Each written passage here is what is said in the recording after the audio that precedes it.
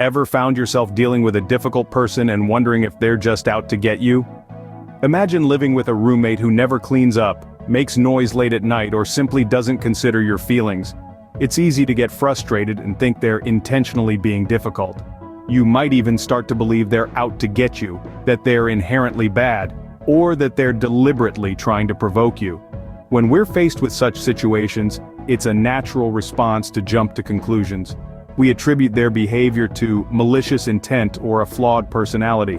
We see them as the villain in our everyday lives, causing chaos and disruption. Could it be, though, that this isn't the full story?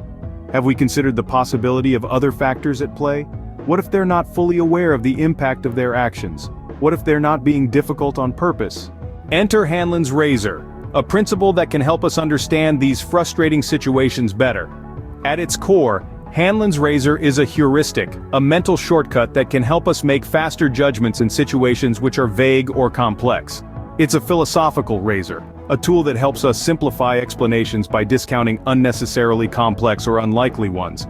In essence, Hanlon's Razor states, "Never attribute to malice that which is adequately explained by stupidity." This doesn't mean that people are stupid, but rather that they may act out of ignorance or unawareness. It suggests that the hurtful actions of others are more often than not due to a lack of awareness or knowledge, rather than an intentional desire to cause harm. So before you assume the worst, consider Hanlon's Razor. Maybe that difficult person isn't out to get you after all. Let's apply Hanlon's Razor to our earlier example. Picture this. Your roommate's dishes are piling up in the sink, and it's driving you up the wall. You might be tempted to think they're doing it on purpose just to get on your nerves. But hold on, let's apply Hanlon's Razor here. Could it be that they're simply unaware of how their actions are affecting you? Maybe they're oblivious to the mess. Or perhaps they've just got a lot on their plate right now.